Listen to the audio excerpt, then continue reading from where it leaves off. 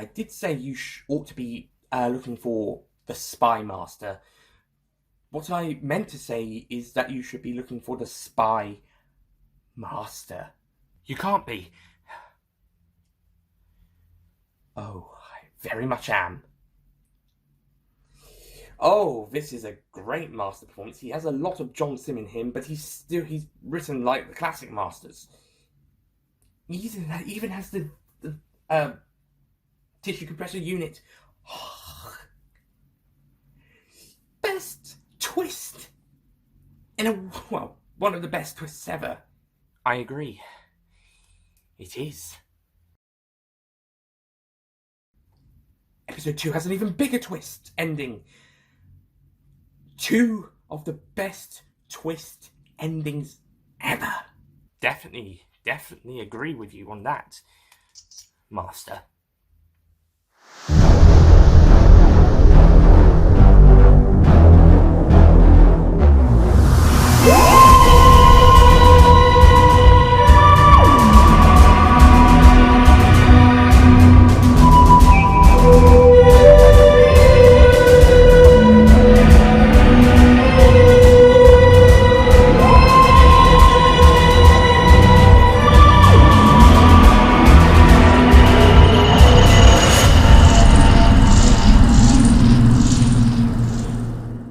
Hello, ladies and gentlemen, Nick here, and welcome to my review of Doctor Who, Series 12.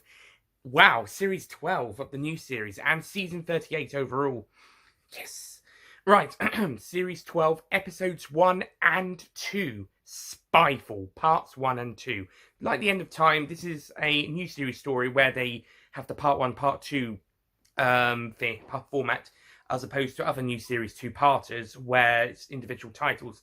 Like how the classic episodes were up to the gunfighters and then went for the part 1, part 2, etc. However many there were. Format apart from the 5 Doctors, which was a single-parter on initial broadcast repeats. There was a repeat, 4-part repeat version as well. Don't know how they got 4 parts out of the broadcast version. Special edition, yeah, but broadcast version. Anyway. So the second story in the new series to be something part 1, part 2 after the end of time, over a decade ago, because that was 2009-10, this is 2020. Woo! Okay, Spyfall. The plot of Spyfall sees a couple of spies, well, we see a couple of spies, but apparently spies across the world are being killed by supposedly aliens. So MI6 has been authorized to speak to the Doctor and ask for her help to stop these alien creatures. So the Doctor and her fam try to stop these creatures.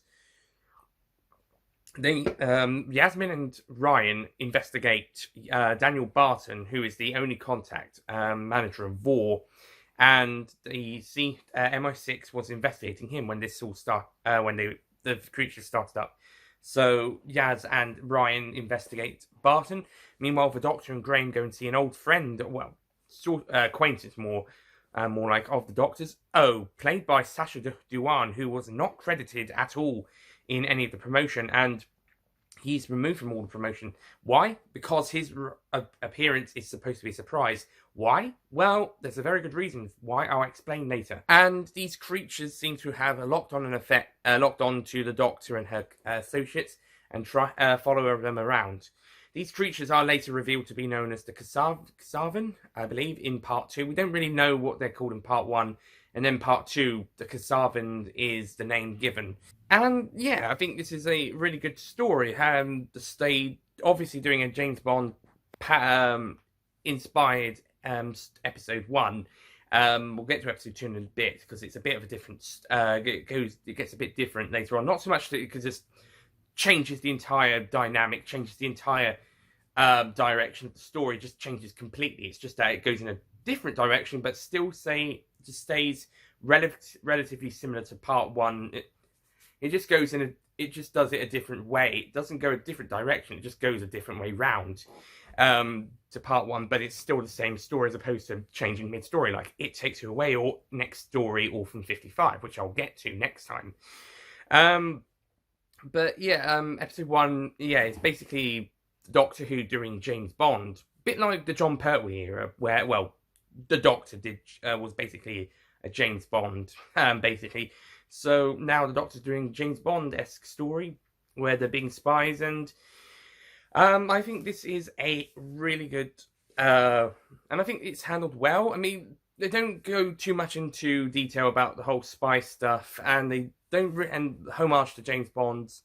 There's a couple, but not a huge amount. The C scenes were basically a mixture of M and Q from the Bond films and books. But when he gives out the gadgets, he doesn't go too much into detail about what they do. Doesn't really give them an example of what to do and do with them. The whole Ryan and Graham never didn't read the instruction stuff in part 2. That is a bit funny though, and Graham using his laser shoes is really good and quite funny. Don't make me do the shoes swaffle something something. But Graham is really fun, and he's a bundle of joy. And well, he's always a bundle of joy, even when he's having his emotional scenes. Well, in that case, then you got Bradley Walsh being a terrific actor, a fantastic actor even. Tarleton Cole's also great as Ryan. Mandip Gill's Yasmin. I have to say she's getting a little step up in terms of stuff to do, but not a huge amount as we were promised. But I think there's a slight step up, and she even gets a sort of traumatic experience when she goes to this other dimension. Not for long. But okay. Good start. And the Doctor, there's some really great bits with the Doctor where it's still got a personality with 13. Although there is a couple of bits that do remind me of 12, where she's just when she arrives at O's house, there is a couple of bits where she does sort of remind me of 12 around that point, maybe with some dismissive attitude towards the other Australian officers, or agents, or to the house or something. Something there, just somewhere around there, she just something, I can't remember what it was, but it reminded me of the 12th Doctor a little bit, just some sort of 12th Doctor-esque moment. Also a couple of nice little references to following the Doctor's history documents, and nice little reference of a couple of inconsistencies, but it's a lot of fun. That's pretty much the show in a nutshell. But yeah, it's a good story, and these creatures are a bit strange, but they're pretty good. And Sir Denny Henry is also great as Daniel Barton, the Bond-esque villain. And I do have to say, when we get to the house, some really good bits with like the Bond-esque music of Me and My Mates, one of the tracks from the last series. Really good. And stuff in the house that's pretty cool with the like the whole casino game. Gambling theme, and the 13th Doctor confronting Barton about what's going on, and she's not hanging around. She goes right in with the questioning, which is so 13. So 13th Doctor, and goes straight for it. However, the next scene is a bit strange. After she lets Barton walk away from her, and she tells her the others to watch out. He's heading their way and not to lose him. And then the next scene, for no reason, no one saw him, and he manages to escape. So I'm not sure if anyone paid any attention to what the Doctor said, or if they missed it or something. Maybe Ryan and Graham were gambling, getting too much into the gambling stuff. But then we get the motorcycle and car chase, which unfortunately is not a patch on the TV movie motorcycle chase, but it is better than the one from Day of the Daleks, where the Doctor and company on motorbikes chase down Barton in his car, who's shooting. And I do have to say, around this point, because they follow him to his private airport where he gets on a plane, some of the characters say some really silly things, and seem to have just dare to ask silly questions, like why does Barton have so many planes? That's a question Ryan asks, when earlier in the story he pretty much got his answer told when he was in the room. Barton explained that when he was younger, he can afford to go on holiday by plane. Now he has it as a hobby. That's why he's rich, and he has it as a hobby. So I mean, I don't know how many planes he needs, but he can have as many as he wants. Same with the motorbikes. So Ryan shouldn't really be asking that question. He should pretty much know. Graham could have asked it, maybe. Graham does quite a bit of a running commentary throughout the story, quite a bit. In fact, the Doctor and especially O have a comment on that. And Ryan at one point, or Ryan says something and Graham says tells him, "Yes, we know." Some of the characters are just saying stuff, and the audience already know. Sometimes not saying anything at all is just as good. And then we get to the final 5 minutes, I think, of the story, which completely change everything. The final 5 minutes are spectacular, amazing, as the Doctor O accidentally slips up because he's pretending to be O, but he slips up. He makes a mistake. The Doctor catches him out, and it reveals that he's actually, in fact, the Master. This was a massive twist, and I loved it. I absolutely loved this twist, and it makes a lot of sense.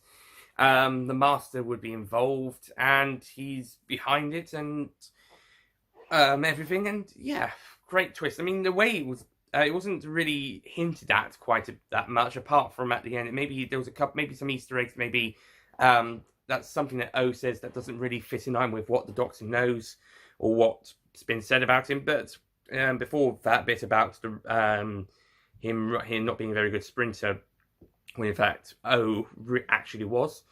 But yeah, the twist was still amazing, and I loved the return of the tissue compressor unit. Even though I think in the next episode it looks like it's kind of a mix between Missy's gadget and the original compressor unit. But it's great to have it back, and great that the Master's using it again. And he sabotages the plane so that Ryan, Graham, and Yasmin are on their way to their death, and the Doctor is taken to the Khazarian planet universe. Yeah. Turns out, as it said in part 2, the Doctor states to the Master that because she and Yaz are time travelers, that they were taken to the universe instead of being killed. Plus, the Doctor's biology is different to humans. Anyway, in part 2 now, the Doctor meets Ada Lovelace, Ada Gordon, who will be Ada Lovelace later down the line, and Ada helps her get out of that universe, and the Master tracks the Doctor down and tries to assassinate her there. There's actually a bit there where the Doctor has to kneel to the Master to prevent anyone from being killed. So all those people who are moaning about SJW, I hope you guys are happy that the Doctor, a woman, kneels to a man. I hope you guys are happy about that, you sexist bastards. Then again, they might actually complain about how a white woman kneels down towards a black man. Oh God, is there no pleasing you? Assholes. Although it is pretty interesting to see the Doctor kneel to the Master. We don't really see that much often. But shortly afterwards, we see the Doctor realises the Master does not know how she escaped. So she uses that to her advantage. Not to mention the Master actually hesitates before getting her to kneel, as he actually has a moment to think about what he wants her to do now, which he's within his grasp, so to speak. Meanwhile, Ryan, Yasmin, and Graham escape from the plane the Doctor seems to have planted a way for them to escape by Ryan using his phone as an app on his phone to fly the plane and have it sent to its original destination in Essex. At the time when I first saw it, I thought it actually reminded me a bit like what the Seventh Doctor would do. Have this sort of plan, but it actually turns out to be more of a actually this was the more likely case where the Doctor would go back in time, would at the end of the story would then go back and make a way out for them. But it did feel very Seventh Doctor-esque, but that I don't think that's really the case, because the Seventh Doctor usually does it in advance. So that's a shame. Anyway, when the companions get back to Britain, Barton has them listed as criminals wanted for hijacking, and tries to makes them go on the run and in the dark without technology. However, after a brief moment in a abandoned housing area, they use their gadgets and their knowledge against Barton to trick his people and then try and find him. Although strangely, they knew he was going to hold a sort of thing in London, not press thing, just a talk in London. But they go to the airbase where Barton has his mum, and it's a very strange bit with his mumba stuff. He does. There isn't really much set up to say that him and his mum have a bit of animosity between each other.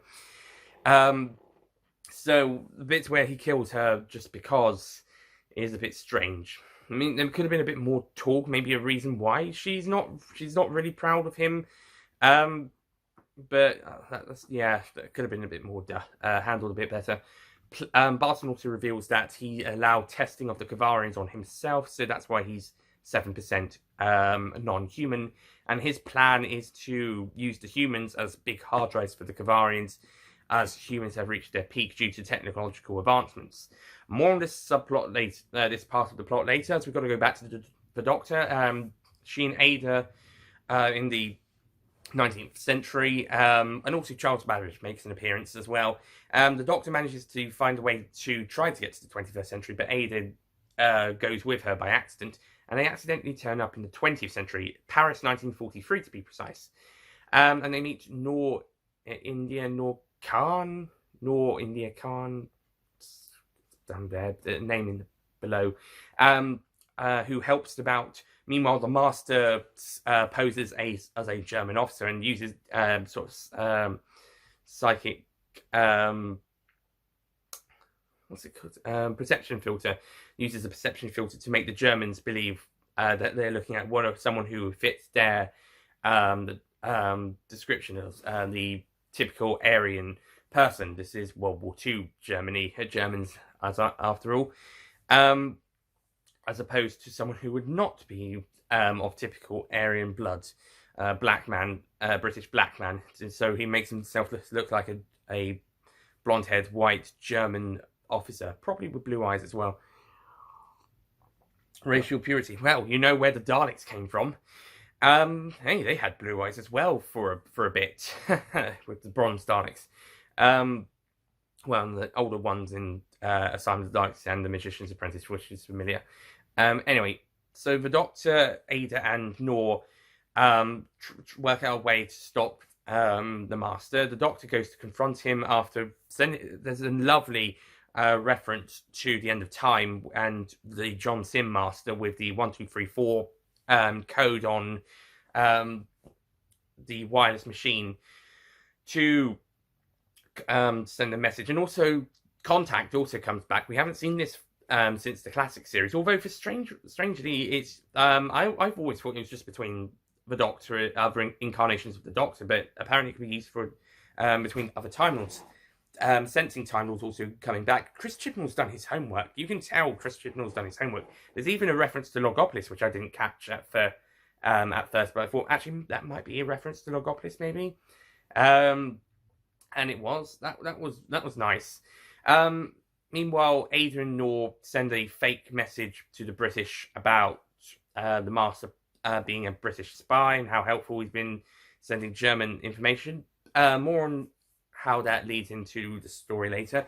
But the Master and the Doctor have a conversation on the Eiffel Tower where he reveals a couple of stuff, and he reveals he's going to betray Barton and the Khazarian when they're done. And also mentions Gallifrey has been destroyed again. Well, not the planet itself, but it's been attacked, nuked, burnt. People are dead. The planet's there, but it's a cinder. And then, the Doctor escapes, and the Germans have captured the Master, who then has to, I presume he escapes them, but he has to spend the next 77 years in waiting until he can come back, because the Doctor, Noor, and Ada steal his TARDIS and travel to the 21st century to stop Barton in time. The Master is already there, of course. We're having to wait 77 years.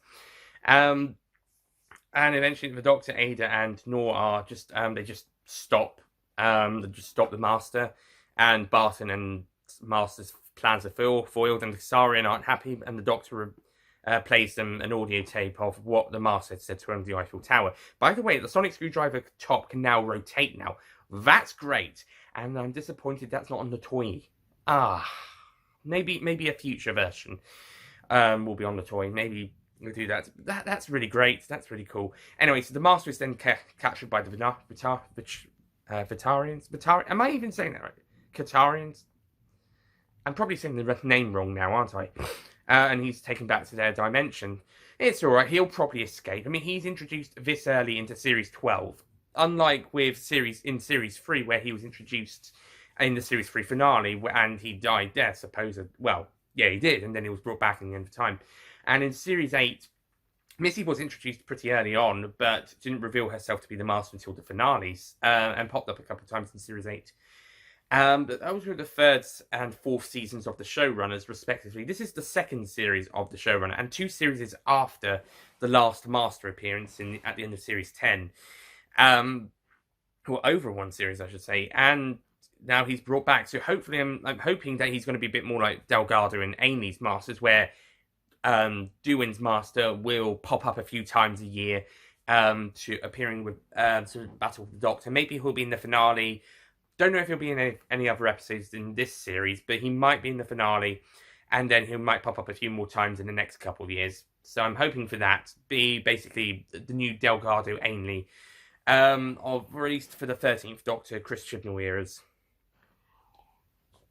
That would be great. Anyway, the Doctor then goes back and sorts out the plane stuff, and then returns Nor and Ada back to their own times and wipes their memories of her, so that they don't use the information of the future about them. And it's also a nice message with Nora, where the Doctor tells her, don't worry about the fascists, they don't win, even if the times don't seem so, if they seem so dark, they don't last long. Some really great stuff with those characters. It's just a shame they don't get used that much. I think the interactions are more better than them doing anything. Same with the companions; they don't really do an awful lot. It's definitely a very Doctor Master sort of, and in some places Barton episode. Part 2 is, but yeah, and also the ending again, fantastic ending where the Doctor goes to Gallifrey and sees that the Master was telling the truth. Possibly, I mean, we'll see what happens with the story arc about the Timeless Child. The Master reveals that he destroyed Gallifrey. Possibly, I mean, you never know. Maybe it's a disguise, it's a ruse, it's a trick. We don't know yet. At the moment, it looks like Gallifrey is destroyed. Apart from, well, like I said, not as much, not like it was in the Time War, or it was how it appeared in the Time War, but definitely a ruin. And he reveals he was the one who did it because the founding fathers lied to them and about the Timeless Child, and all this information, which was hinted at in the Ghost Monument last series.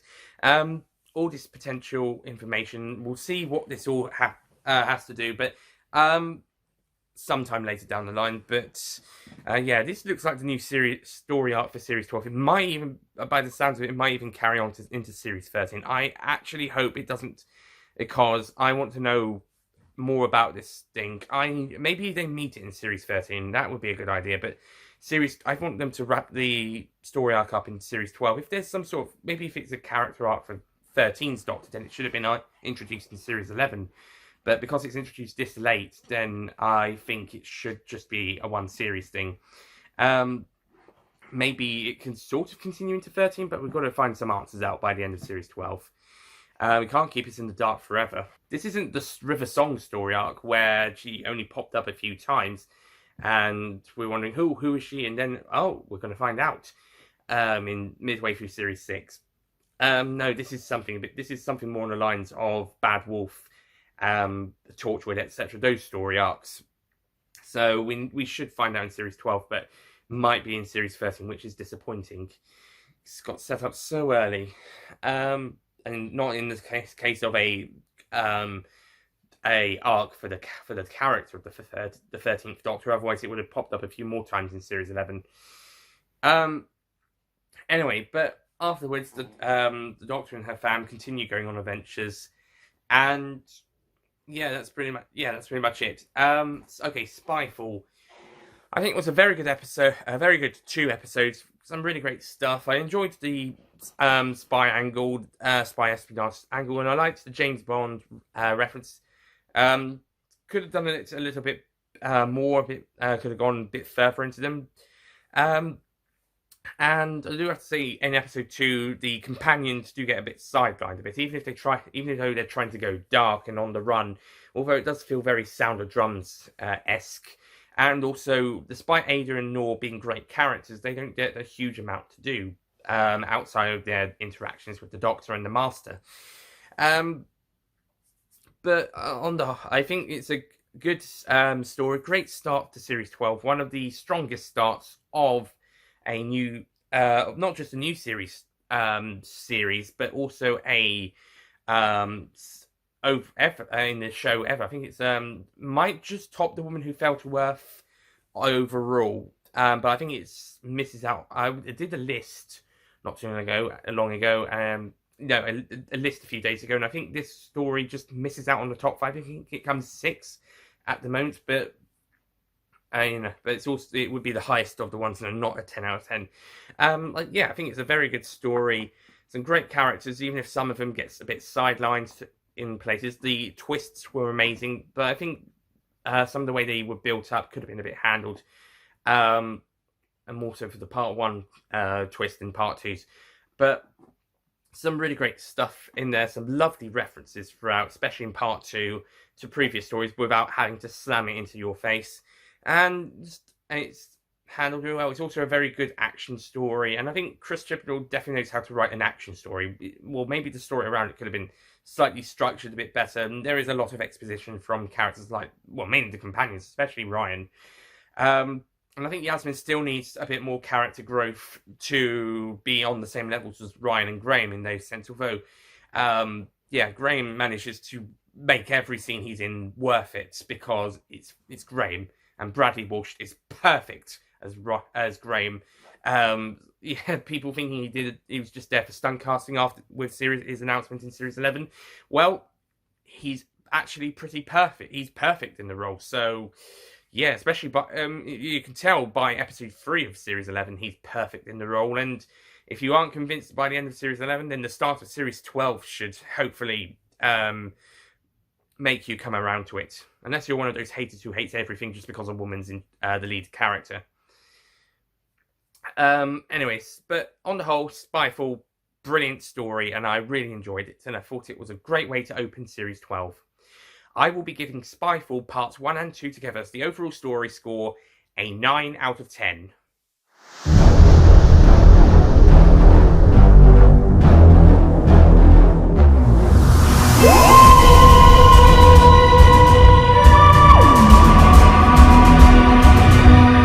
Quite reached 10 out of 10 level because there was a couple of issues and nitpicks, but I don't think they overall hindered the story that much.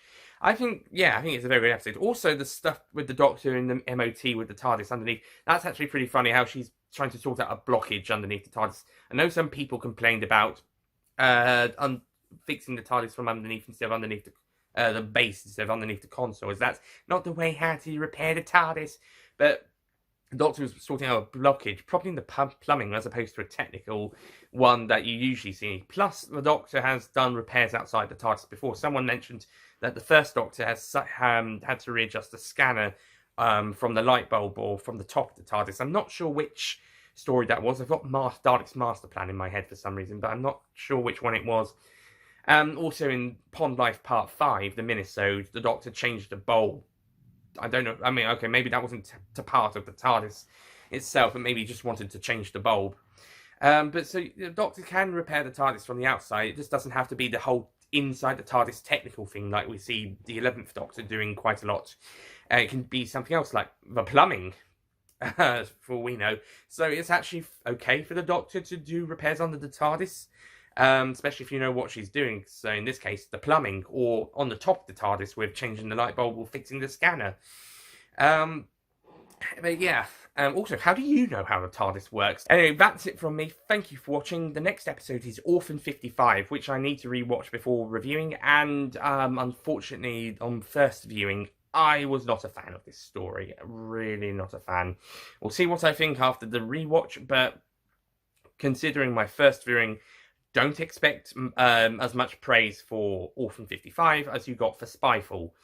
In fact, it might even be the weakest episode of the 13th Doctor's era so far. So, at least, yeah, I think it might be. We'll see after the second viewing.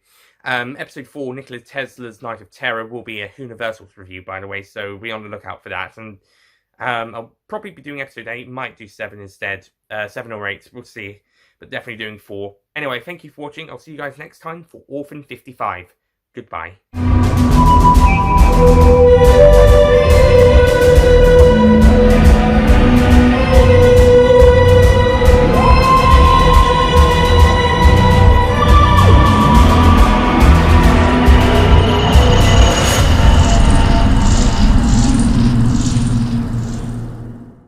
Don't forget to click below to subscribe to the official Nicholas Payne Retro YouTube channel.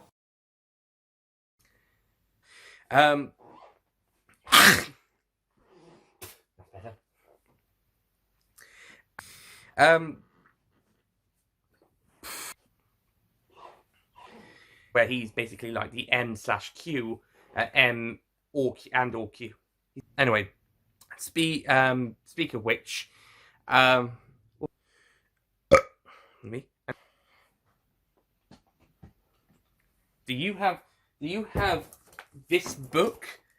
I've not read it yet, but have you got this book? Has it got does it have instructions on how to repair the TARDIS, or have you got, where is it? This book where it tells you how to talk. I haven't finished reading this one either, to be honest, either. But to tell you about the TARDIS functions, do you know how the TARDIS actually works? Do you know more than the Doctor does?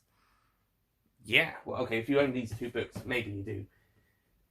Own slash, I should say, read these 2 books. I think I'm going to cause this. No, I'll keep this in. Okay, I'll see you guys next time for Orphan 50. Doctor, I did tell you you should be looking for the Spy Master. Well, what I meant was spy.